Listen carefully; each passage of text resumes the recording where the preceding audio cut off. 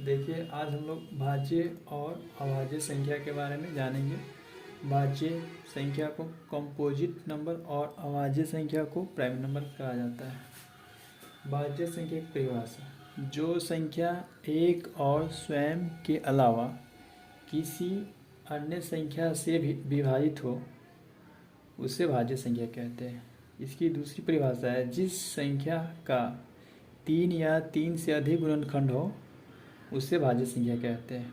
जैसे 4, 6, 8, 9, 10, 12, 16, 15 इत्यादि। सबसे छोटी भाज्य संख्या 4 है।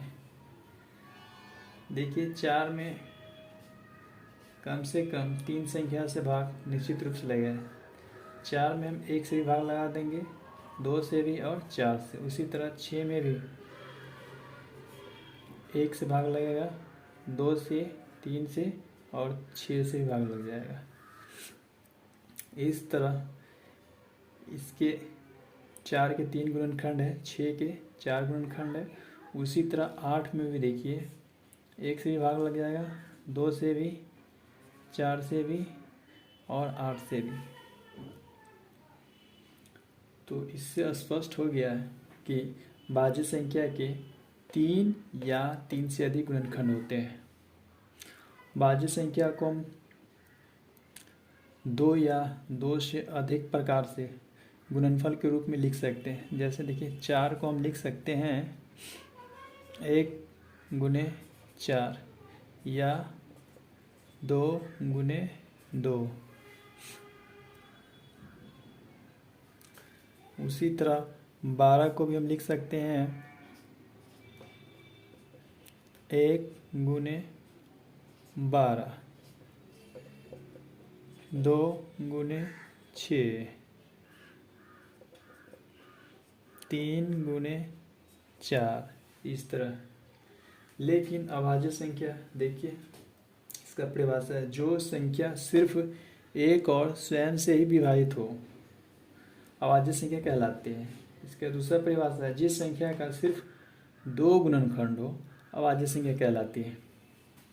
जैसे 2, 3, 5, 7, 11, 13, 17, 19, 23, 29, 31, 37, 41, 43, 47, 53, 59, 61, 67, 71, 73, 79, 83, 89, 97। ये सभी अभाज्य संख्या है।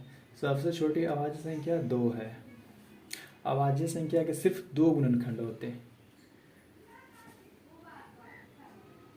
और अभाज्य संख्या को सिर्फ एक ही तरह से हम गुणनफल के रूप में लिख सकते हैं। जैसे 2 को हम सिर्फ लिख सकते हैं 1 गुने 2, 3 को भी हम लिख सकते हैं सिर्फ 1 गुने 3, 5 को भी हम लोग लिख सकते हैं 1 गुने 5,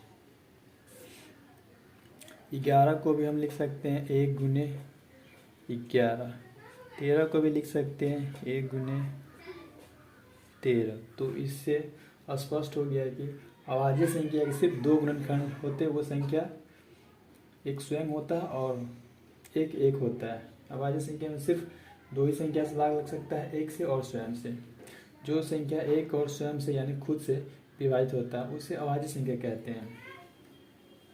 1 से लेके 100 के बीच में 25 अभाज्य संख्या होते हैं।